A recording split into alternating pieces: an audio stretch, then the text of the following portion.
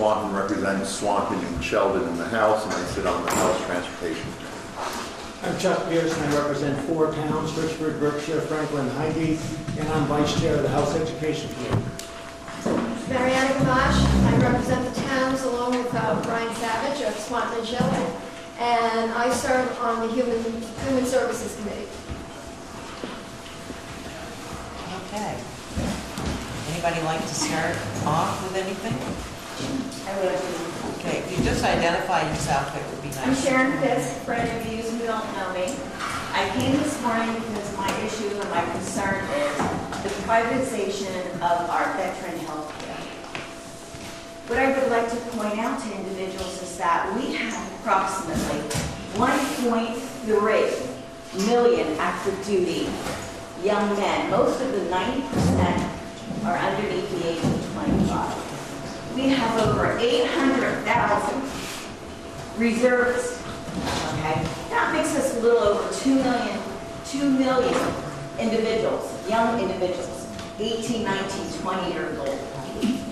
We are deployed in 150 countries around the world, and we presently have 300,000 young men and women in these countries. We have 18 million veterans right now. 16 million of those veterans are World War II veterans. Okay, so privatizing our veteran services is a real big issue of concern. Most of these people come home amputated, brain injuries, PTS, okay? And if they say they want to put this in the civilian world, when I look at the strategic planning here, how is our civilian community going to be able to take care of a large number of injured personnel if something happens? Okay, the Veterans Administration, actually for all its bad publicity in the past, does an excellent job taking care of our veterans. They know what our veterans need, and they're there for them.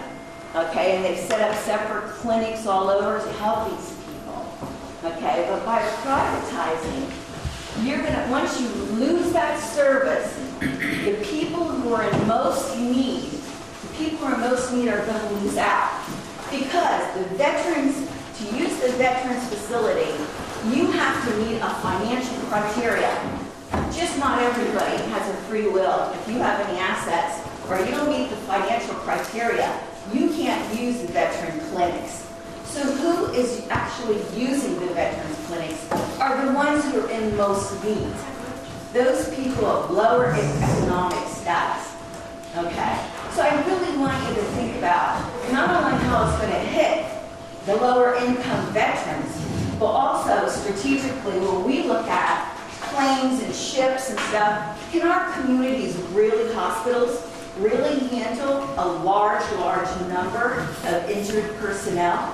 I mean, you wait to get a bed in the Fletcher Avenue, they're very busy. Thank you for bringing that to our attention, but that is a purely federal issue. We have no ability to do anything about that. I know, but you on can the state support, level. But you can help support that, I guess, in some ways. Yes, with we some do letters, support that. with some letters with our representatives, and I Yeah. hope you back our representative, our senators, and our representatives. Of course we do. You know, and I'm just trying to throw out some education because probably a lot of people here had children and fathers and relatives that were in the service. Let's not let our veterans down. Thank you very much. Thank you for your time. Mr. Walsky? I'm Bill Wolski. I live in Berkshire. I'm one of those veterans, and you can do something, but you don't try. Most of the benefits that I am able to access are federal benefits down at White River, the White River VA, and they're overburdened right now. I need to go and see podiatry to have my nails trimmed because I have diabetes. And they have so few podiatrists down there now that they schedule you for another appointment to have your nails trimmed 4 months out. Well, I don't know about you, but my toenails grow faster than that. And there are a lot of other issues down here. I've been going down there since 2011. Here in Enosburg, you have Veterans Outreach, who is supposed to be helping people like me who don't drive get down to those appointments. And they have done nothing for me. I got one ride, and I had to go to Senator Leahy's office to get it. The transportation program for the elderly and disabled is a federal program with a 20% match by the state. The state administers. Please don't raise your The voice. state administers that program. Well, what I have to say is more important, and it's good that everybody's able to hear. And when I get upset, I get loud. And I get loud because there's a good reason to. You people don't care. You're there to represent us, yet you all seem to have your own political agenda. And every time I go down to talk to people, even you, Kathy, about appropriations, you keep turning us off. You aren't receptive to us. Last week, we had, on the 28th, there was a elderly, well, it wasn't elderly, disabled, disability awareness day. I didn't see any of you people out there looking to talk to people like us. And the governor did not have the courage to come down and do opening remarks like Shumlin did. What ended up happening is that Zuckerman ended up speaking in place of him. And the reason why is because they cut the funding for paraplegics, the attendance they have. They don't get a damn. And you keep cutting back, and I was here last year and told you the same thing. The Vermont Association for the Blind and Visually Impaired hasn't had an increase in 13 years. And with inflation, that means it's effectively a cut. You don't care, and you don't care about veterans either. I'm a veteran. Please don't raise your voice. There are people here that are offended. Well, I'm offended. There's nothing more offended than to ignore a veteran who is desperately in need of help and he gets ignored. And you go up and the only benefit you seem to have is thank you for your service. Well, that becomes pretty cynical after a while because you need a ride for an appointment. And I have been going to UVM under Veterans Choice. And to clue you in, the people who are cheating the government aren't the people on welfare. They don't have any money. You've seen that. What's been happening to me down there is that they've been double billing. I go down to under Veterans Choice and the federal government is supposed to pay for the entire tab. And what has been happening to me is that on 3 separate occasions, I've had to go down and rattle their cage because they keep billing me as if I'm a Medicare only. And from what I'm understanding, that not only UVM, but a lot of medical facilities, they double bill. They bill the government, the federal government, the Veterans Program, and they bill the individual. And they bill Medicare. So if you want to get a handle on waste, fraud, and abuse, that's where it's coming from. And right now, the quality of care down there at the VA is suffering. And if you want me to take you on a personally guided tour, I'm willing to do that. But I've been coming to these meetings all along, and you all seem to think that veterans are taken care of simply because the feds are going to do it. Well, they don't do everything. Al, I can tell you I just had a 40-minute conversation with Alan Jacobs about the fact that this isn't being taken care of and what can we do locally. We have a van, we can try to raise money. Did you raise your hand now? Yeah, you have a Veterans Outreach Program that does not work here. Glenn Riley, I've called him multiple times. He won't even tell me what services they will give me. Please let somebody finish. That was a referral. So we're trying to do something locally because we aren't getting any satisfaction from above. Well, right here in Enosburg on town meeting day, they asked for a donation be made to the Veterans Association for Blind and Visually Impaired. 3 of us, about 10% of the people who go there are veterans. And you need to know that when you cut those programs, you affect veterans. And somebody stood up down here and managed to get into the town not to make a donation to the Association for Blind and Visually Impaired. Because we have too much money from all the grants that we get. Bullshit. Thank you, Al. I would like everyone to know that the money that you referenced that we had cut for paraplegics is not quite correct. It was in the budget. Most of it is being restored, and they are actively working to get some of these folks who don't have access to Medicare or Medicaid services. So, Okay, and another program that the Thank you. state administers is transportation for the elderly and disabled. The state of Vermont, through Lady's office, I found out it's $5.5 million, and the state has a 20% match on that. And every year they go around to the towns. Green Mountain Transit here provides that transportation. I get 3 rides per month to do all of my business. It's not enough. The only reason I'm able to get down to VA is that the DAV operates a volunteer program. The drivers don't get paid a damn cent. They're totally volunteer, and we don't have enough of them.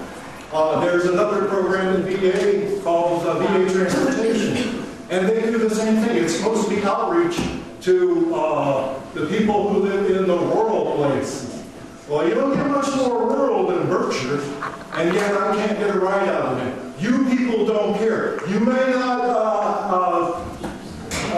you administer the federal program, you have a part in it, but you don't take it responsibly, and you make believe that veterans are being taken care of, and I say they're not. thank you. Jack, Yes. I think we're going to have to limit to 2 minutes. Always so have that to work with me everyone- because I'm an educator, so please. Yes. First of all, I'd like to thank all of you for the service you provide our area, whether you're independent, progressive, Democrat, Republican. You all do a great job, and I appreciate it. This year, I'm a high school principal in the thriving metropolis of Hardwick, Vermont, Hazen Union High School.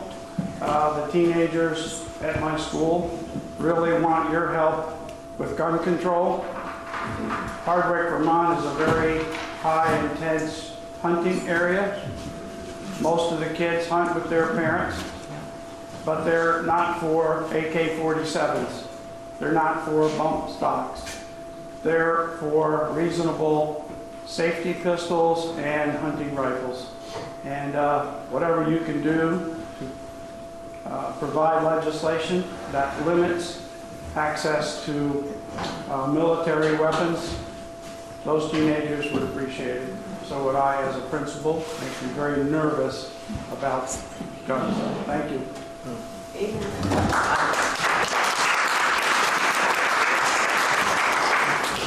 I think to bring you up to date, the Judiciary Committee is working on a bill. I haven't seen it. I don't know if the bill even has a number, but they are working on a bill now, and I expect to see something come out. This week? Alan? Talking about gun control, like it's a class, I agree with you. I'm a gun owner, I'm a sportsman. I've taught the hunter safety course for about 40 years now. And I've made a little list of things. I hope I can do it in 2 minutes. But the reason we have gun violence, #1, drugs. We do a poor job of our drug situation in the state of Vermont. Mental health issues, we do a poor job with our mental health people. If you look at the deaths we've just had, this guy was in jail, he came out on furlough, killed somebody. The kid in Florida, how many times they go to his house? You blame everybody. You blame the local cops, you blame the state cops, but we're not doing it right. lack of punishments in our court system, lack of parental involvement. Our parents don't get involved today. We throw them in the school system, and they're supposed to do everything. Lack of discipline in our school systems. All right, preventions, tougher punishment on drug dealers, mandatory help for drug addicts, better screening for mental health issues, harsher consequences for domestic abuses, higher punishment from our court systems, waiting periods. Most sportsmen are okay with the waiting period. Pass a law that state crimes committed with a gun constitute automatic jail time and fine. If you use a weapon in a crime, not just a gun, an axe, look at someone with a cleaver. An assault weapon is a lot of things. You know, kills a shovel in her own. Okay? You got to adjust the whole issue, not just the gun issue. And also I would tell you, for 100% without a reasonable doubt, if you kill somebody, you reinstate the death penalty. I know it sounds cruel.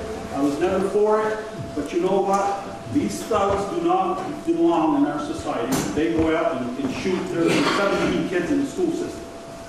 All right? Suggestion for our schools, metal detectors on all the doors. 24-hour camera service, surveillance cameras, inside and out. And I'm talking about mandatory gun safety training in our schools, because they're not going to get it anywhere else. For teachers, parents, and students. Mandatory. Get all part of society involved in this. Armed security guards. I'm not for the teachers getting armed, but you know what? There is some teachers out there very qualified to do it. It would be a volunteer basis, strict training, but I would back that. The other thing is, we started mainstreaming our children into our school systems. Didn't matter what their problem was, behavior, trouble, we put them through. What we did in school, we didn't educate, we put them through. Give them a passing grade, get them out of here. Those are the ones we're dealing with now in society. There's got to be better education and training for those students. A gun-free school zone, sorry, it doesn't work. Background checks, I'm for them. I think it's a waiting period, but you know what? It don't work. Okay? It just don't work. Okay? I've never seen a criminal go through the background check. All right, and just the other thing is, I just want to mention, the president gets protected by guns, the White House, borders, custom officers, big banks, big drug manufacturers, homes, politicians, celebrities have personal bodyguards. We protect all our valuable assets with guns except our children in our schools. Thank you, Al. Thank you, Penny.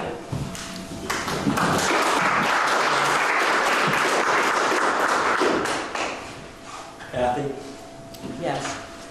Dan Connor, Deerfield. Yesterday, when we passed the capital bill out of corrections and institutions, we did put $4 million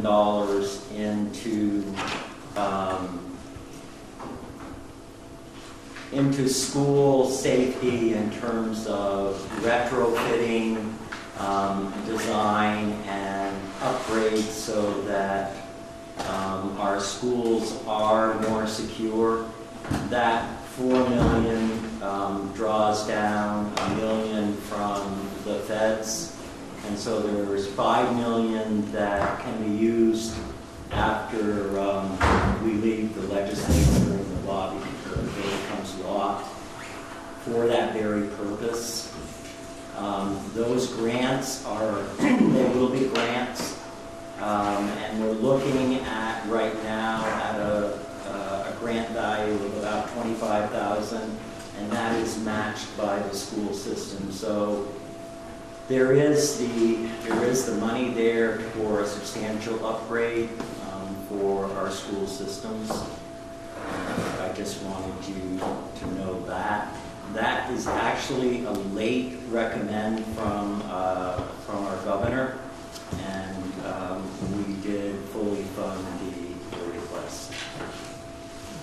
See what the Senate does with it. It's in the Thank House. you, Dan. Next.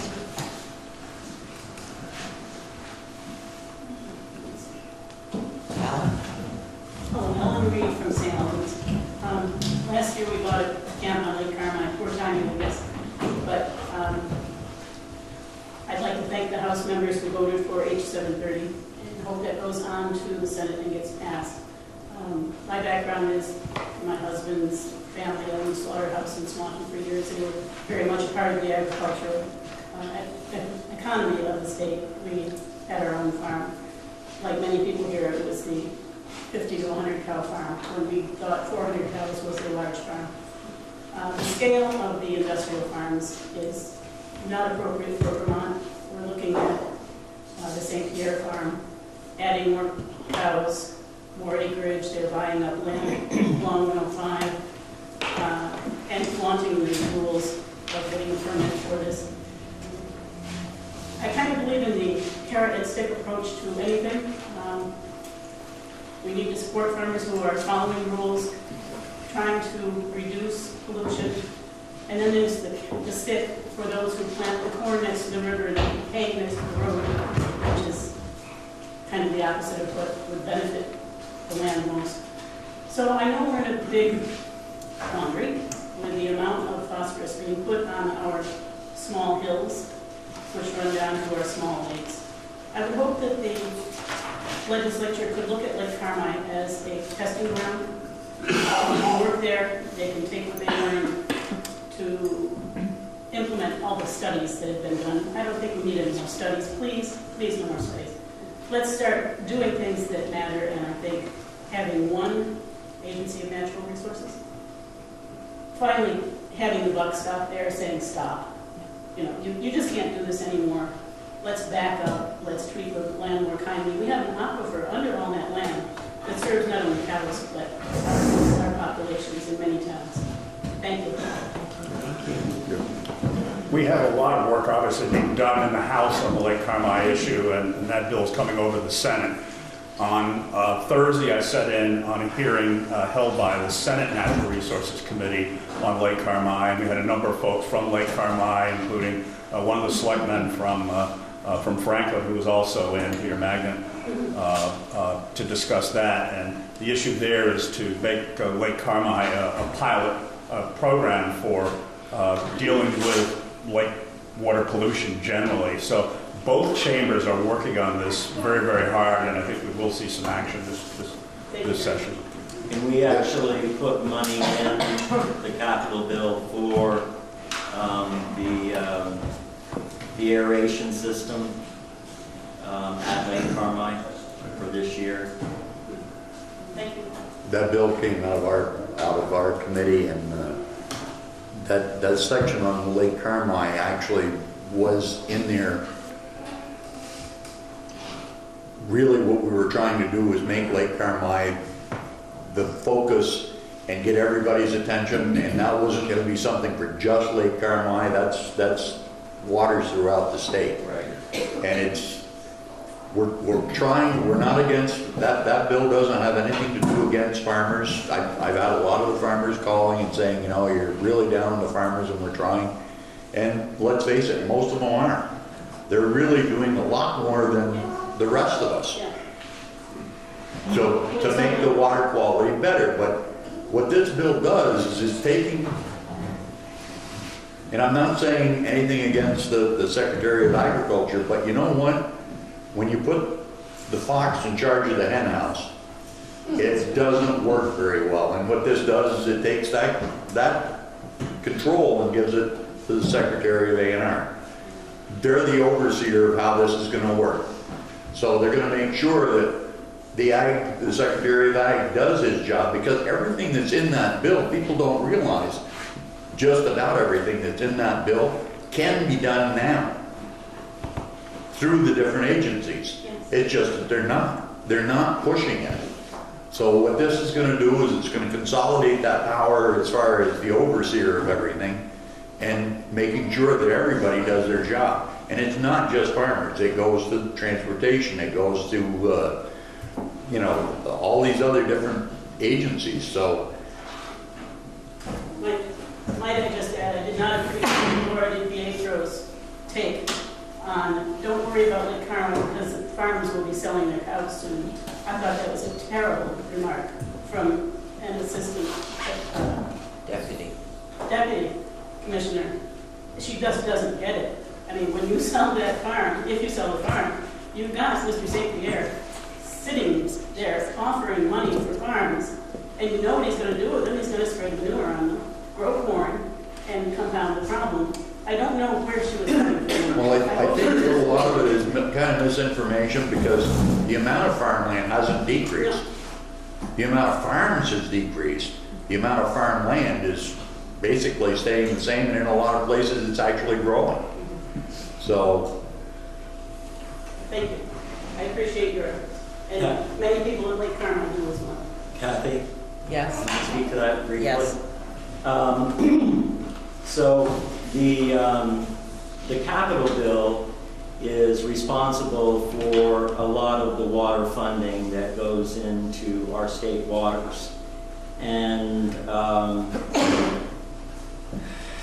think we put in, well, I'm not going to search for it right this second. The point I want to make is that last year we put $1 million into the Vermont Housing and VHCB. It'll take me a minute to decipher what all that means. Yes.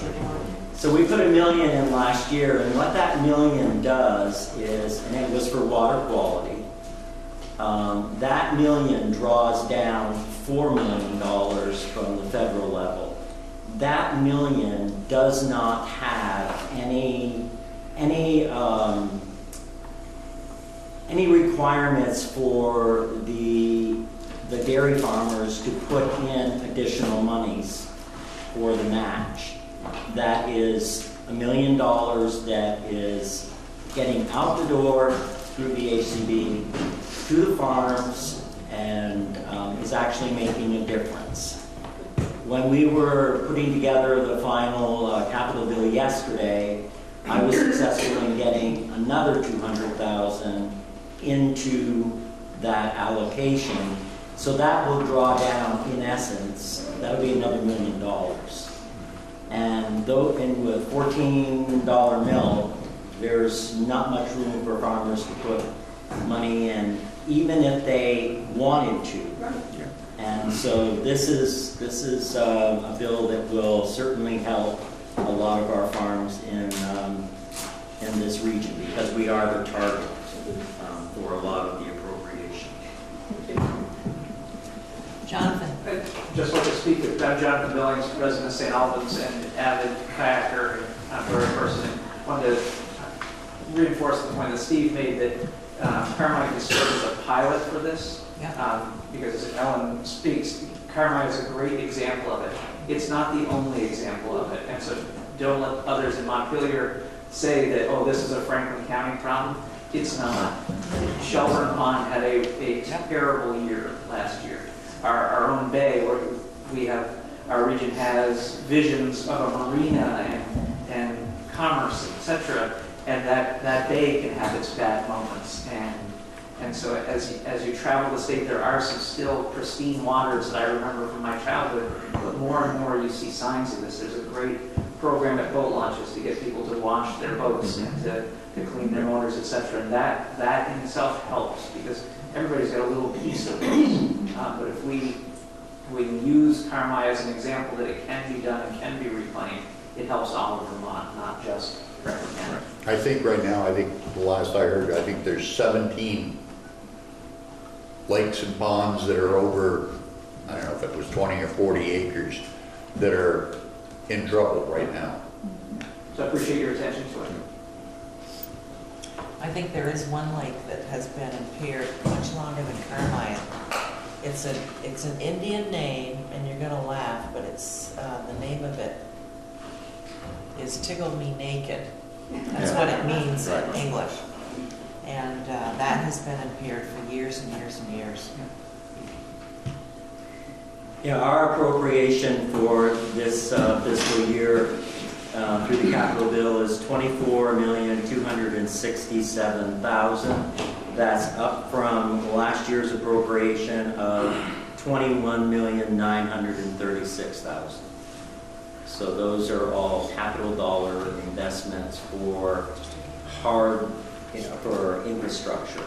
We're not paying for any programming, it's infrastructure. Yes. My name's Eli Rush, Richford. We all know that alcohol is a problem. It's an epidemic. It's caused a lot of bad things to happen.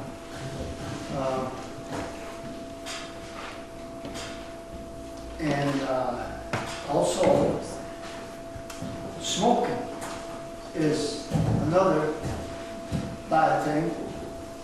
They're both health issues. They're very expensive for insurance companies and ourselves in many ways. And my question is, the alcohol issue is Montpelier's idea of handling it. Is their idea is to hand out licenses for anybody who wants to build a brewery? Is that the way to handle the alcohol issue? And the smoking is passing the marijuana bill, handling the smoking situation. Are we really that much need of money in Montpelier because of what they're going to get from selling marijuana and alcohol? Why? Why do we think that way? What's wrong? I voted against the marijuana bill. Unfortunately, we didn't pass it. I think that would have been a smarter move as a state to at least make money from it. But I think most of this delegation was opposed to the legalization of marijuana. I can't speak for everybody, but I know quite a few of us were. Yeah. I supported the marijuana bill, and I'll tell you why. It was constituent driven, and also I've been very transparent about the fact that I am an alcoholic in recovery, and we have far, far more problems with alcohol than we will ever have with marijuana. And if you look back through history, prohibition did not work. If you're really concerned about drugs, if you're really concerned about marijuana, the way to get at that problem is to make it legal in a responsible way. And what our bill did is act in a responsible way. This is not Colorado, this is not Oregon, this is not Washington, this is a Vermont bill. And for those of you that have not read it, I would encourage you to do so. Beyond that, we, as the representative from St. Albans said, we did not do a tax and regulate. But we did have a commission, a governor's commission, that is looking at that very aspect of it. And that is something that will likely come. And the only way that I would support the tax and regulate is if the monies that are derived from that tax goes into prevention and education. I'm not interested in it going into the education fund or anywhere else. I want monies going into our school systems and to our prisons and to our communities in terms of recovery and programming to help people that are addicts and are alcoholics. That's the way we get at the problem. And I will be glad to talk to anybody afterwards, offline, about my decision and how I arrived at that. Thank you. I was one of the 3 people in the delegation that also voted in favor of it. I'm not in favor of marijuana. I hope nobody smokes marijuana. I'm not in favor of alcohol either, or cigarettes. I don't do any of them, and they're bad for your health. 80,000 people are doing it now, and it's created a black market. And now the black market to make more money is bringing in opioids. Get a book. I just read a book, Chasing the Scream, about the drug war. The drug war's been going on 100 years. It's horrible what it's done. There's people serving life sentences for drugs. And they're no different than you folks that drink to relax at night or go out and have a gathering. So until you read some information on what it's done, don't be quick to judge what's been done. When we decriminalized marijuana several years ago, the legislature decriminalized marijuana. Its use went down. That's a fact. I'm talking facts. We have to talk about facts. So we went from decriminalization to taking the criminal penalty away. So we're not tying up everybody, chasing people for a joint.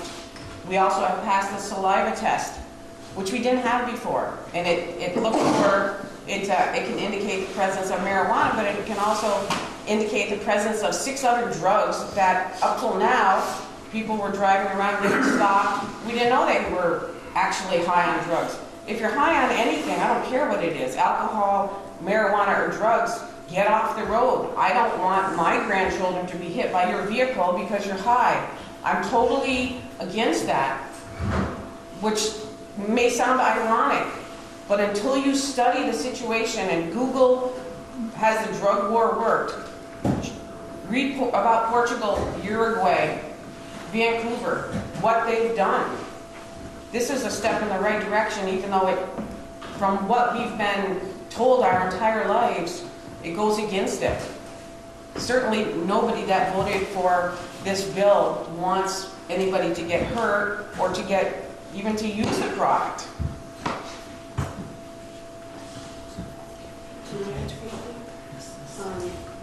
Amy, Pierrette, sorry, I didn't see you. Hi, I'm Pierrette Bouchard. I'm just inquiring about the status of the education bill and the funding part of it. I'm just going to express my concern. Obviously, I don't know all the intricate details of that funding bill, but the one thing I seen where it was tossed back and forth that was starting to July 1st, 2018 or July 1st, 2019, and I implore you to at least, if you're going to pass that bill, to wait a year, because all these budgets have been passed based on what we think is going to be the tax rate, and to try to implement such a huge bill, who knows, you'll pass it in May and we'll have a month and a half to try to figure out how this is going to work and get tax bills out and so on. You really have to have a reasonable timeline to implement something, and that's my advocacy right now, is at least please wait till July 1st, 2019, but I'd like to know the status of it and where it's going. Yeah, that bill is coming to the floor this coming week, and there's a lot of controversy about it. I'm sure there's going to be a lot of amendments on that. So right now it's very tough to say one way or the other how it's going to go, but I'm sure there'll be a lot of amendments. So we'll keep track on what happens next week. What about the timeline, though? Is it still July 1st, 2018? Or This came out of Ways and Means, and it did come to our committee. I think they're looking to extend the timeline. But again, that'll come from them probably. So that could happen. I'm not saying it will, but I'm sure there'll be an amendment to do that. I think, we had it for a day. Yeah, you had it a day too, Kathy. And it is, I think, up to $12,000 per pupil is before you get into the yield being addressed. Is that correct? And there is an income tax piece in it, and that is also, that's when the yield comes into effect. Right? It's a 31-page bill, and it's very tough to explain everything. I have the bill here. If anybody's interested to look at it after we get done, I'll be glad to show it to you, and you can see what's in it. But again, a lot of things will probably change from what's in here right now. There's also a one-page synopsis of the income tax changes in the education part, but we met for 45 minutes with Janet Ansel from Ways and Means the other day, and she went over it, and then when I got back to my desk, there was an email from, I think it's the school boards are throwing up red flags, so it's going to be very controversial, at best. But interestingly, what I thought was interesting in the tax part, the federal tax bill is hurting Vermonters to the tune of $31 million. If you say, so the Vermont is jumping in, and they're trying to make it so people don't feel that hit from the feds. So if you think that the feds gave you a tax break, it's not true. It is not true. And Vermont is jumping in and trying to make it right, and they're switching all the tax brackets around, and there's surcharges for education. There's all kinds of stuff going on that's unbelievably complex to even grasp. And then it's going to change on the fly. So I don't know what to say, really. And then keep in mind, whatever we do in the House, it leaves the House, goes to the Senate, and they can change it completely when it comes back, so. And we've not done anything on this at all. It hasn't, revenue bills originate in the House, they come to the Senate. Senate Finances deals with tax bills, and we've seen nothing and have begun nothing because we can't until we get the bill from the House. So please, if you hear anything, support us in any way possible. On the federal tax change issue, though, there is something. And the federal taxes did go down for Vermonters. Make no mistake about it, the taxes did decline. But there was the law of unintended consequences kicked in because our tax rates are often dependent upon what is in an individual's personal tax return. The way Vermont's taxes were structured in such a way that there were a number of Vermonters who did see, or who would have seen their taxes increase by a total of $30 million as a result of what happened on the federal side. The tax department has a plan. It was presented to us at Finance. By and large, I think the consensus of the committee is it's a good plan, but we're not ready to act on it yet. But the net effect is to ensure that, to the extent possible, those Vermonters who are affected by a tax increase as a result of the federal action, those are the people who are targeted with measures that would reduce their taxes so that they wouldn't pay more than they did under the old system. And we believe that will in fact be the case. And Randy, what they've done in that also, what they're trying to do is create a Vermont standard deduction, $6,000 for single filers and $12,000 for married couples. That's what's in the bill right now. Michelle, next. I'm Michel Conseil, Michel. I want to talk about healthcare a little bit. I've heard that some states are actually taking upon themselves to mandate individuals to be on the healthcare program. Is there such a thing in Vermont that is being discussed? Yeah. There is that mandate, right? There is the individual mandate. And I know the healthcare committee in the House passed it out. It's more of a study, and I haven't heard anything official other than that Representative Mike Heber, who's on healthcare, is one of my roommates, so we talked about it. So they do have an individual mandate, a bill that has come out of the healthcare committee. Hasn't come up to the floor yet, but maybe we have an extensive calendar for Tuesday, maybe in there someplace. But it's more of a study. And the individual mandate will not charge you anything. It's not going to bill you if you don't do it. That's the last I heard. Right, or it would be very minimal charge. But it isn't, hasn't gone through the process. Is the House and the Senate, is the legislature into a position to compensate for the cancellation of the individual mandate, which is going to cost all of us money?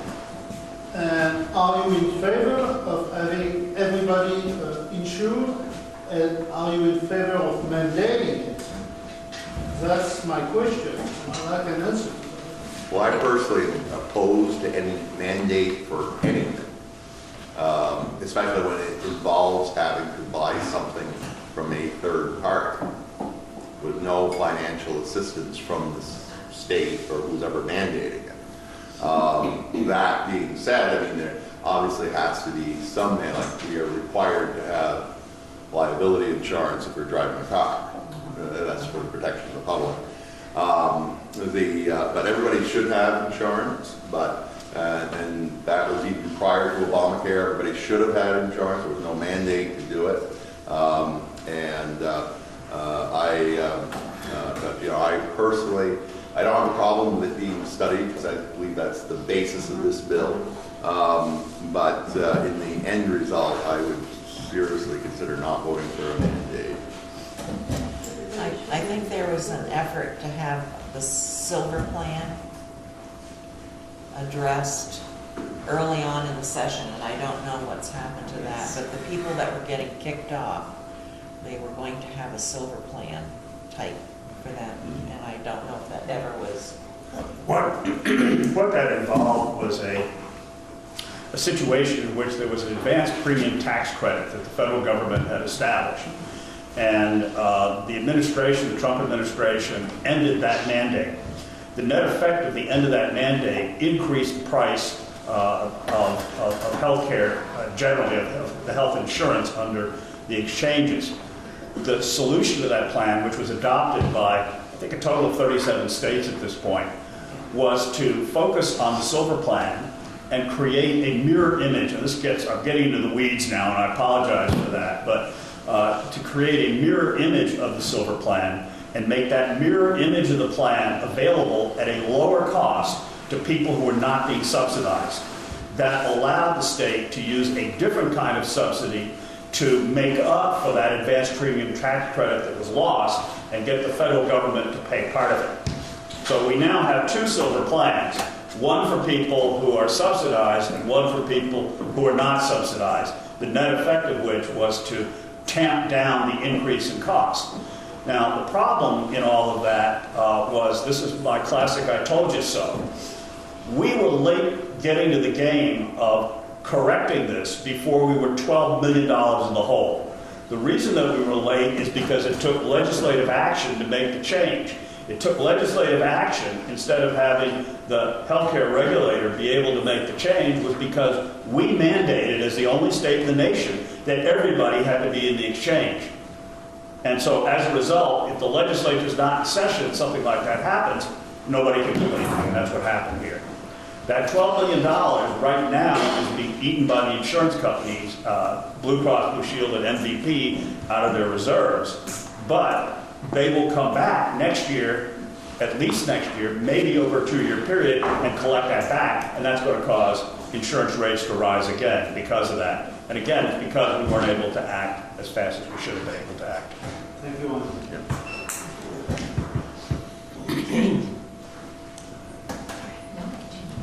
Hi, I'm Kate LaRose, and I work with the Champlain Valley Office of Economic Opportunity. Our mission at CVOEO is to address the root causes of social, economic, and racial injustice here in Vermont, and specifically in the 4 county area in which we serve.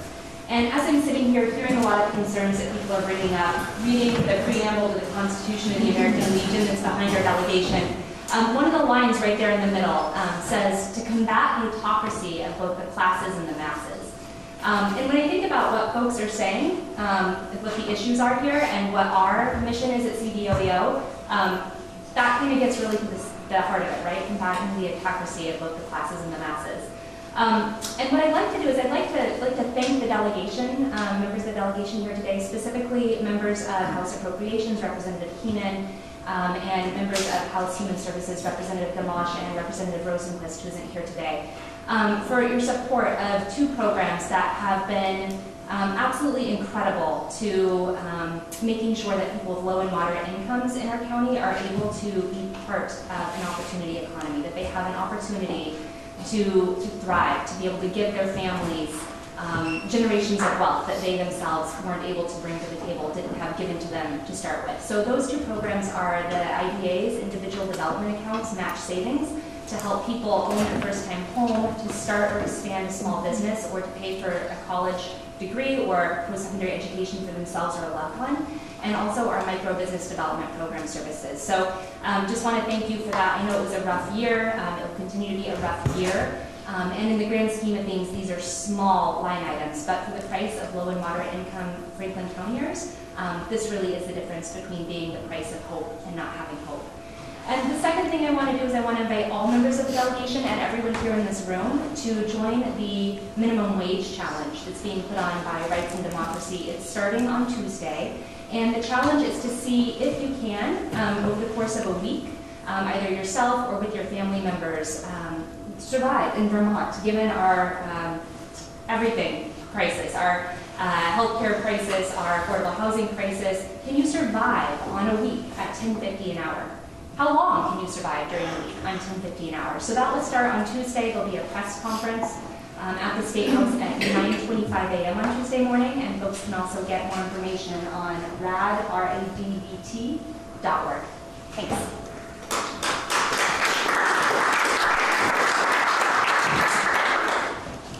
The outcomes from those two programs for low-income folks has been outstanding. And that's over a period of probably 25 years. So it has really raised people out of poverty with very little cost to us. Ellen, you had your hand up again. I just had a question about taxing Social Security. Is the state moving to not tax the Social Security benefits for Vermont? Yes, they are. I just talked to Janet. But the thing that they aren't going to be able to do is to relieve the taxes on veterans' benefits. It's another $3.5 million, and they can't come up with it. But they did do the Social Security, the next bracket, another bracket. The lowest income recipients of Social Security it's not taxed.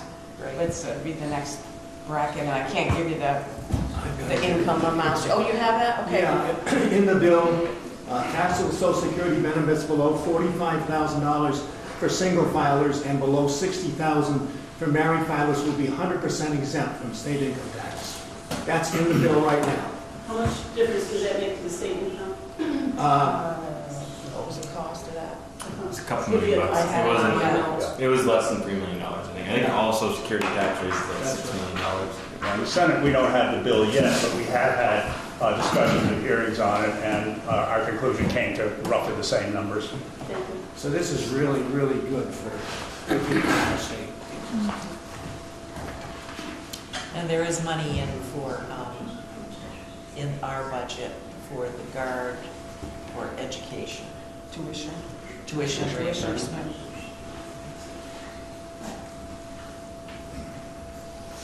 Amy. Good morning. My name is Amy Brewer. I'm the chair of the Vermont Tobacco Evaluation and Review Board and other things, so that's why I'm speaking this morning. And I wanted to thank Mr. LaRoche for bringing up tobacco, because I was going to do that, and you wonderfully introduced it for me. The Tobacco Evaluation and Review Board has made some recommendations for sustainability, which were asked for by the legislature. Those recommendations were to dedicate a percentage of the tobacco product and tobacco substitute excise taxes to the tobacco control program. And Representative Connor just kind of brought that up, that would be an option for marijuana. Love to see that be an option for tobacco, because I think it's a realistic way to address the problem. And that we should always consider increasing excise taxes on all the products, a minimum of 10% of the price, so that we get the corresponding benefit, the decrease in use. And that appropriate receipts of previously withheld payments by the tobacco product manufacturers to the tobacco control program. And that's a blah, blah, blah way of saying that when the state finishes negotiating those withheld payments, like we did on Thursday, at $28 million, that should be somehow contributed back towards the tobacco control program. And obviously, it would be really irresponsible or kind of pie in the sky to say, oh, $28 million really should be going to control tobacco, the #1 cause of death and disease for Vermonters. But if that can be part of the conversation, I think that's a fair thing to ask, that the tobacco program, which helps prevent thousands of deaths every year, could be supported by those. So I think that's what I wanted to say. Thank you. Thank you, Amy. Kathy, way in the back. Oh, so what? In the back. Gentleman in the white shirt. I'm going to get out of left field and come up to first base and flank.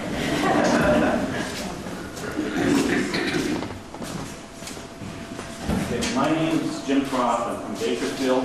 Although the postman thinks I live in Eastburg because I'm right on the border. I'd like to talk to you for a second about a bill, House Bill 252, which Representative Gamache and Representative Savage introduced in the House. It's called a pet-friendly license plate. I'm not sure if you're familiar with it, but license plates in Vermont, if they're specialty plates, they have to go to the legislature. You can't just go to the commissioner and have it done. So many states have them. Montana, Delaware, New York, New Jersey, and so forth. Vermont does it. We have lots of plates. We have the Masons, Lions, which are great organizations, veterans.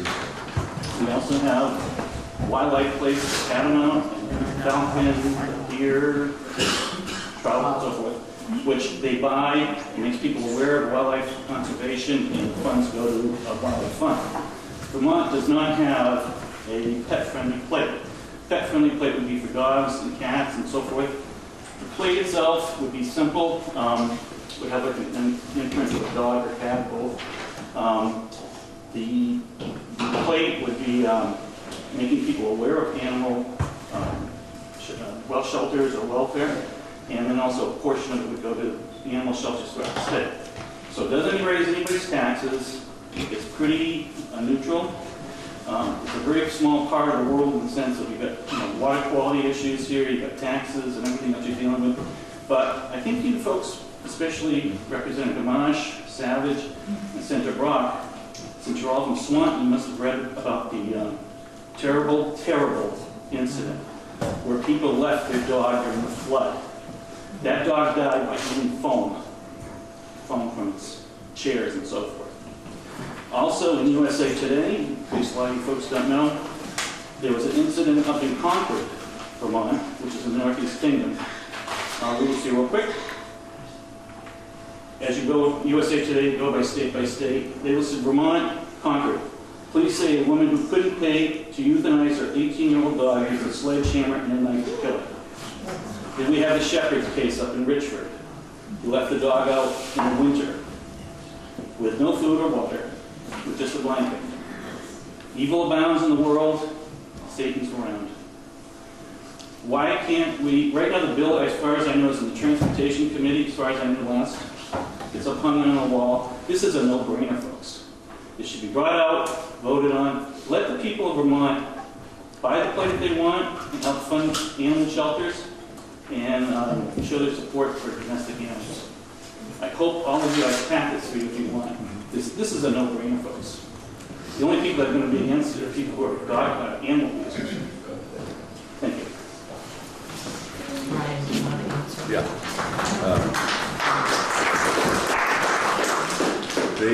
It is still on the wall in transportation. We did discuss it. The committee was a lukewarm response.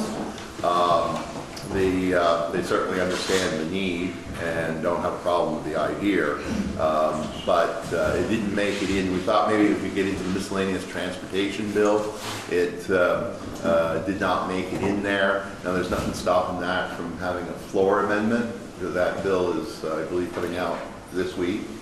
So it could go into the floor amendment. But there was some consideration.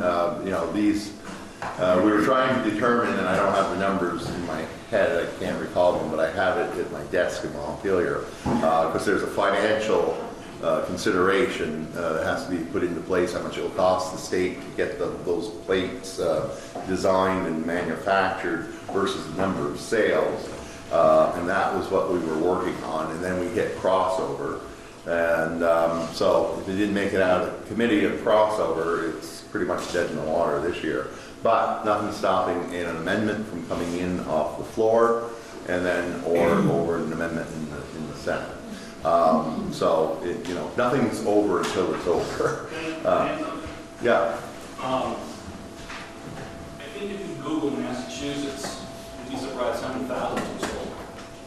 And the second thing is, I just want to mention, which I forgot, the bill was introduced through the Sheldon Elementary School. Mr. Kolansky said his class, which is great, I think, because they are actually learning about government real on hand rather than a book. But I think if you look at some of the states that have sold them, they're very popular. So. Okay. And I just don't see why Vermont can't have it. And I'll just touch on the Swanton case briefly. It was a terrible situation, and I have received requests as to what we can do about that. But about 3 years ago, we did do major changes to the abuse and cruelty to animals, and there's some pretty stiff penalties there. And hopefully these people will have their day in court and have to account for their crimes. The dog obviously did eat foam. That certainly didn't help its health, but it was actually, it died as a result of having its head, some sort of sharp instrument was hitting the head with a sharp instrument. So, but in any case, it's a very sad situation. There's that, and then there was a lady somewhere else in the state with 18 or so Great Danes that she wasn't feeding. That's another sad. So there's a lot of it out there, and I'm not saying that there isn't. And I think as legislators, we all understand the importance of our animal rescue and humane societies within the state that operate and do a good job, but they're very limited resources. I want to make a comment, Jim, and everyone, about bills. We have a record amount of bills in this year. I think it's approaching 1,000, right? Yeah. Yes.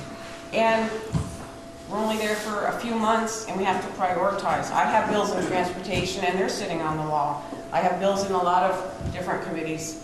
So don't take it personally if that doesn't move. We try to do what we can in a part-time situation. Thank you, John? I won't take it personally. Captain, I'm going to change hats from the kayaker to the hospital employee. So I'm Vice President of Community Relations at Northwestern Medical Center. I wanted to follow up on what Amy spoke of from the State Tobacco Review Board perspective and bring it locally. I think many of you had the opportunity to hear from some of our Franklin County kids who traveled to Montpelier to talk about tobacco and ask for the help from the legislature on it. We have seen some positive changes in tobacco use, but with e-cigarettes and vaping and flavored tobacco products, it's not one we can turn our back on. It doesn't have the gravitas of opioids, but it's a contributing factor. She mentions it's the leading cause of death. It goes beyond that. Michelle talks about the cost of healthcare and is a contributing factor in disease all the way up, leading to deaths. And so, as we look at these funds that are available, I like to talk to you about investing in prevention, whether it's opioids or obesity or tobacco. And we just can't let tobacco be overshadowed in all of this. So I do have to do a really difficult conversation to figure out how to invest those funds and use those funds, but please bear prevention in mind, in particular tobacco. So thank you. I understand Ways and Means Committee are looking at taxing e-cigarettes, which I think is a good thing because there are a lot of carcinogens in those. Nobody really knows what's in them because there's no requirement by the FDA to do it. And they are all flavored and very attractive to young children. And there's a lot of, that's where a lot of their sales are. I want to thank you for hearing that message from the kids. As Jack talked about the kids in Hardwick, our youth have important perspectives to be heard, so thank you. Jim? Yes, so great to you don't have to thank me for dressing up for you today. I was reading on Vermont Digger yesterday. The first time I've seen this. It hasn't hit, as far as I know, national news on all it should have, where our Secretary of State, Jim Condos, and 15 other secretaries of state around the country, bipartisan, have expressed some concern and some opposition to a bill that passed out of the aisle in the U.S. House of Representatives regarding allowing armed federal security people at our polling places. I think they're talking more Secret Service or whatever. It's something that the Homeland Security is saying, oh, you're overreacting. They're only doing this to protect the people that we're protecting on a regular basis. But they protect them now when they go to vote. We have an administration in Washington right now that, or at least a president that is absolutely convinced that we have illegal voting all over the country. We have immigrants voting when they shouldn't be. We have people voting in other states or maybe where they're not residents. He's a president that feels that he really wanted to talk to the vote, although he didn't. And now we have a House of Representatives passing out a bill for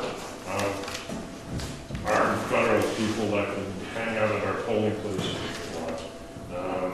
Secretary Condos feels this is a beginning of the hints of a totalitarian regime, and I agree with him. And I don't know what our legislature can do, but I certainly hope that we support our Secretary of State in his efforts to impose whatever the federal government is putting out here. A resolution from our legislature might make sense. It's a very disturbing Homeland Security, they say not to overreact, but they overreact quite a bit when they're only supposed to pick up illegal immigrants that are criminals, and as we all know, they've been doing a lot more than that. So I'm concerned with this. I share Secretary Condos's concerns, and I hope our legislature does as well. Thank you.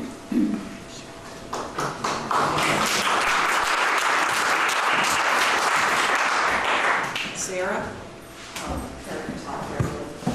Thanks for being here. And my question would be, unless we've already discussed it, about the proposal for the $150 million, 950-bed corrections building in Franklin County, their correction site. I don't read a lot about it. I mean, some opposition from the Attorney General, Tom Hogan speaking at a committee meeting.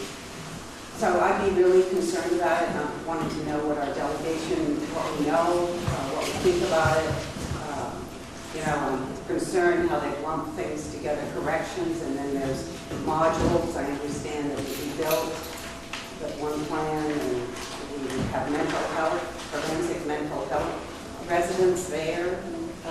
That's certainly doesn't bode well with me that we would lump mental health in with corrections. And so, I know we have our emergency rooms are many times are crowded with mental health patients. There's no place for them to go. There's no beds in our state hospital or Brattleboro, Middlesex. So I'm wondering what our delegation, what planning going on there about Franklin County getting this. We'll ask Dan to address that. Yeah, I was just looking through my... I can speak for a second if you want. I'll just speak while he's looking. That was a study that was put into Bill a number of years ago, and it was a report that was given to the legislature this year. It's not a concrete plan, they're building it. It's raised a lot of controversy and a lot of conversation with, at least me, I can't speak for everyone.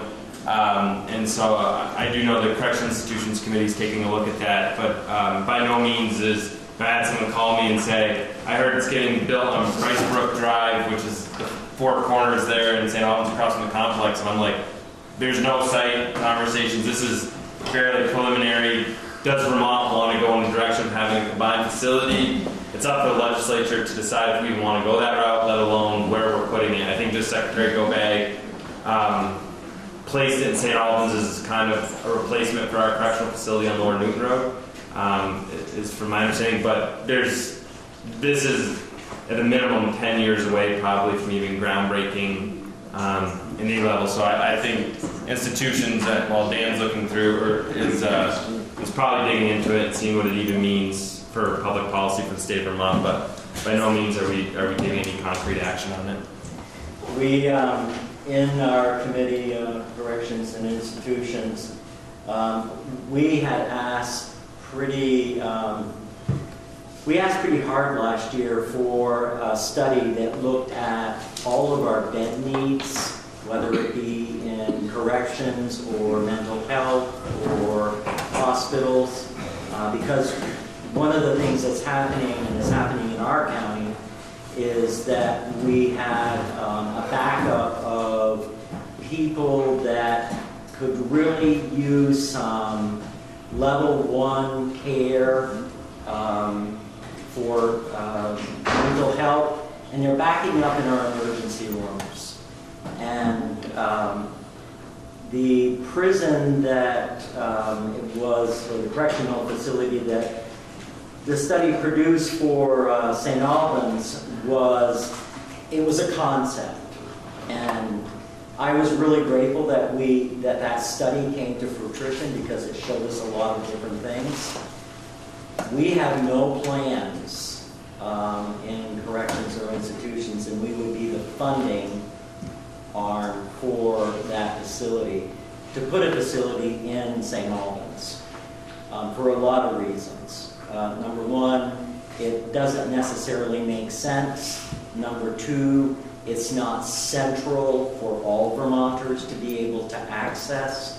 And number three, there are other ways that we can achieve the same goals. And what we did do is we put $1 million into the Woodside facility in Essex. That facility needs to be, we need a new Woodside. And so what that $1 million does is it brings them up to the point of going through the design, the plans, and all of that, but there is no construction, but it gets them through construction. Every time that we construct a building, it's, you know, it's 3, 4, 5 years out before you actually see, you know, a shovel in the ground. So I wouldn't put a lot of concern into the St. Albans location. What we did do also is we have a secure residential temporary facility in Middlesex. And that is something that we have to act on now, because if we don't, the CMS, one of the federal arms, will claw back $2 million.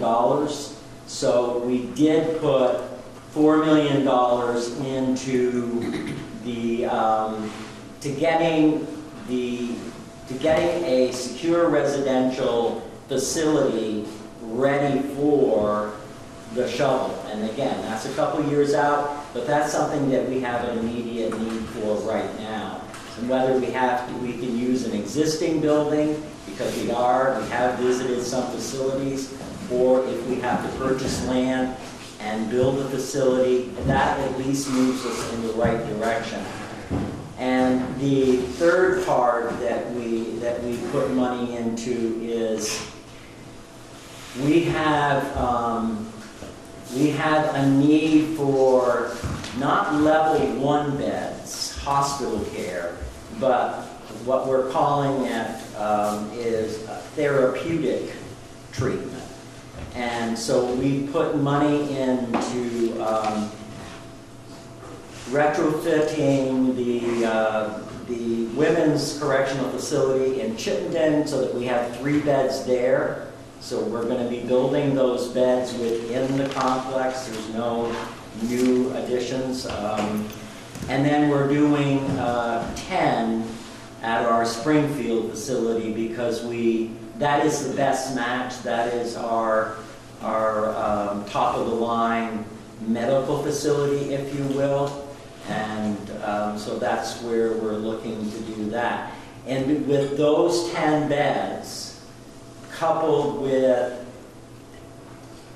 by doing those 10 beds, it decreases pressure on our Vermont State Hospital in Berlin, And so all of that will decrease pressure on beds in our emergency rooms where people and hospitals are not equipped to care for those. So that's where we are right now. That's what left our correction, our capital bill, and we'll see what happens on the other side. Michael? Yeah, I'm Michael McCarthy. I'm on the City Council in St. Albans, and I really appreciate Representative Connor you framing the concept of having a big facility that's prison and has beds for level 1. I think that the thing that's most alarming to a lot of people in the community is that when this concept was floated by Governor Scott's administration, it included the concept that it would be built by a private national prison industry developer.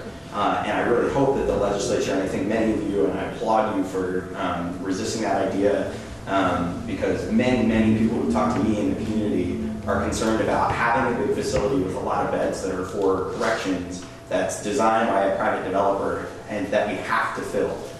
Because we've made great strides, thanks to the leadership of many of you, to have community policing, to have people reintegrating the community, to see corrections as truly rehabilitating people and bringing them back into our communities once they've served their time. That's really going in the opposite direction. So thank you so much for really framing it as we need the level 1 beds, we need to be assisting people with their mental health, we need to continue to support our community mental health agencies, but yeah, a big prison facility that's built by a private developer, I'm really happy to hear that that's at least on the slow burner, and I wonder if any of you can comment on why that working with that private developer was being floated by the Scott administration. I can't speak to why it was floated, but I can tell you that nobody in our committee of 11 is for that concept of private industry running our prison. In all honesty, none of us were brought to the discussion. We all read about it. Unfortunately, I'll say I read about it in the newspaper the same way most of you read about it. And so I got calls from city managers and town managers, what's going on with this plan? And I'm like, pause, let me make a call, and I'll tell you. So I can figure out what's going on. And so we weren't engaged in any of the process. So I wish I could answer why it went that way, but unfortunately, that was a decision made from Secretary Gobet that without really, I think the mistake of it all, too, the way they floated it is they didn't reach out to the communities before it became a public piece. Something of that kind of nature is something that should have dialogue with city councils and select boards and local legislators and group leaders, not just state thinkers, if you will. We do have a problem, though, with Woodside, and right now the feds have taken away any funding that we have been getting for the youth offender facility. So that will be an expense ongoing until we have a plan and can get it started. Anybody else? We've got 4 minutes. Michelle? Yeah. I'm concerned about the measurement of the effect, the direct effect that the money we give here and we give there, the results that we can measure. You mentioned when Kate was mentioning something about low income, it's easy to measure the effect of the money you spend. Now when Dan says we put 21 million into cleaning water, well, we've put many millions in cleaning water. All what we see is nothing. We see our lake getting worse. We see no real answers, and I'm not blaming anybody. I'm just saying we've been throwing money at cleaning the lakes and the ponds for many, many years. And the way I see it done, we're going to throw another 21 million, hoping that we're going to make a meaningful impact on our water. So it's not working. How long are we going to keep on doing the same thing, hoping that the result will eventually change? The result has not changed. So what are the measurements? What are the deadline and what are the rate lines? I think that, well, it's different. So it's hard with the water quality. Act 64 really didn't go into effect by the time the RAPs were up at the end of 2016. So we've only had about 14, 15 months of that law being in place. And really by the time this, we'll have spent over $100 million ramping up once this budget goes through there. But where we are seeing increases, I guess, measurements I've seen is how many acres are getting no-till, are going no-till, how many acres are getting cover crops. I was just talking to a farmer yesterday who's going to invite me down to go for a ride in the summer to planting corn. He goes, they spent $175,000 in machinery that they put their field in, and it doesn't allow them to plant seeds in their buffer strips. They build all that into the GPS, and he was saying they actually, for the first time last year, the experiment went no-till on their planting and had a really good, they had a pretty high winter rye. When they made the planting in, they had actually a better outcome than in fields that tilled their fields. So, unfortunately, the water quality stuff is going to be slow, but those are the measurements, and those are what we're getting back is how many acres are going no-till, how many, and all of that's expanding in the right direction. It's not a flashy measurement, but from my mind, it's encouraging to see these practices change, and us working with folks not disrupt their livelihoods, but how do we work with them to make these practice changes and how do we invest there? Now, we'll see this year we're investing in the capital the aerator in Lake Carmen. We'll see what that results in, and do we go? Unfortunately, this is an answer. This is my biggest struggle with water quality. Someone will tell you it's a $1 billion plus problem. I go, well, where do we spend the $1 billion? What are we spending it on? And nobody can tell me concretely 80 million should go to this and 400 million should go to this or that. And so that's the conceptual piece. We can throw a number at it, but I agree to Michelle. We're going to have to, and it's probably, our job too is making sure that you guys know the resources. And I can forward an email if anyone's interested. I can see their email. But we got documentation, that shows some of that stuff in Franklin County of acreage, at least, that is going. So, to me, that might be the best way of looking at measurement right now. I have asked for ANR to get back to us with a report because they're telling us that we need to reduce in Lake Champlain. We need to reduce by 842 tons, I think it is, metric tons of phosphorus. We need to reduce, we know that. We know what the levels are now. But how much are we cutting that down by? How many tons do we put in a year? 800 and some odd tons. How many are we actually putting in and where is it coming from?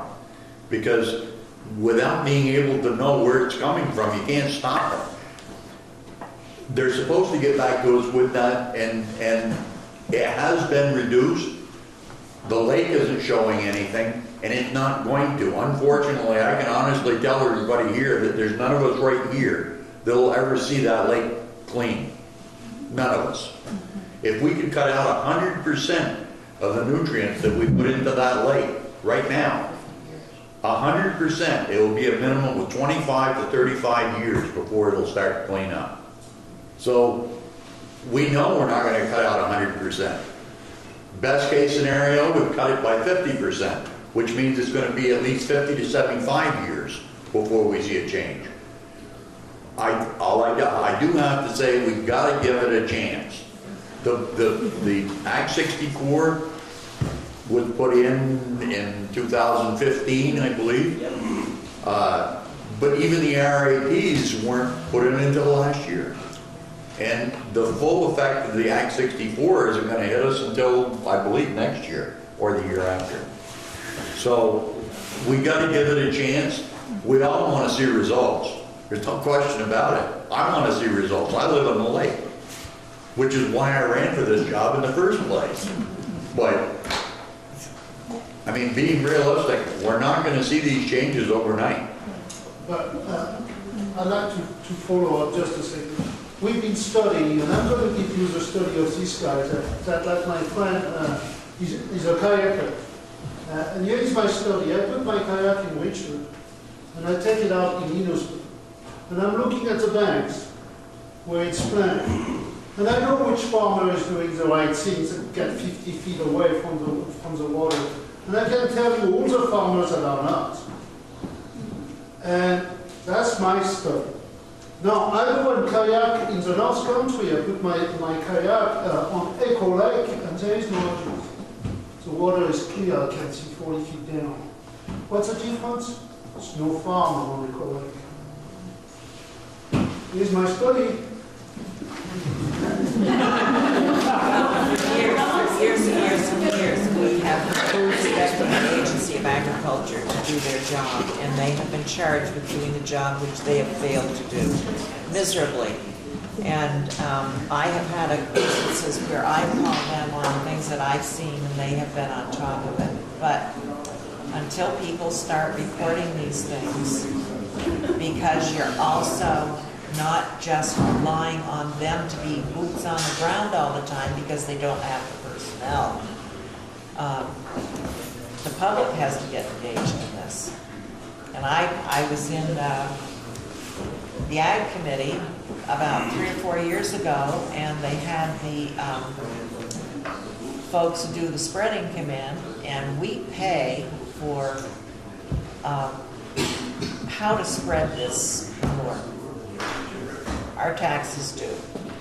And not one of those people had ever seen the plan that the farmer had been given. So we have, I fault the Agricultural Committee too, in the legislature. So I don't need to tell you how to do your work, I know how hard it is. But I'm telling you, maybe that $21 million could be split in half, and $10.5 million will go to the enforcement side of the A&R. Tell you, okay, you don't have enough people to go and look at what the actual laws that are already in the books are, and the actual laws that we could already enforce. Here is $10.5 million. Get the enforcement and enforce our laws, the ones that are already there. We don't need to create more on top of everything else. I love you all. I know how hard you work. I really do. I've been there. But until we change and decide to really go at the source of the problem, even if we don't like going at the source of the problem, and believe me, I don't like it, we cannot expect things to change. Thank you. Ellen? Is there any coordination between the state and the federal agricultural offices at the bottom of St. Albans Hill, Fairfield Hill, whichever side you live on? I mean, they map out, they know where farmers are planting, they know what they're planting, they have to report, they have aerial photographs. Is there no way they can say who's planting corn along the river? Who's putting in the proper buffer strip? I mean, it's, a sixth grader could ride along 105 and say, that looks wrong, that looks wrong, that looks good.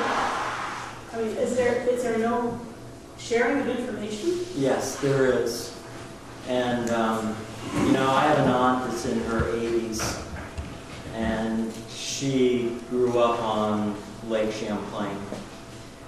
And she told me several years ago when, I think it was right around 2015, when we were taking on this project, that, Dan, when I was a little girl, there was algae bloom in Lake Champlain. So just stop and think about that. So even, and Steve just spoke to this, right now, if we can just keep any new phosphorus from getting into our lakes and our streams and our ponds, that's a benchmark. But that does not account for all of the legacy phosphorus that is already in our lake, just waiting for the perfect storm to be stirred up, brought to the surface, and then there's algae.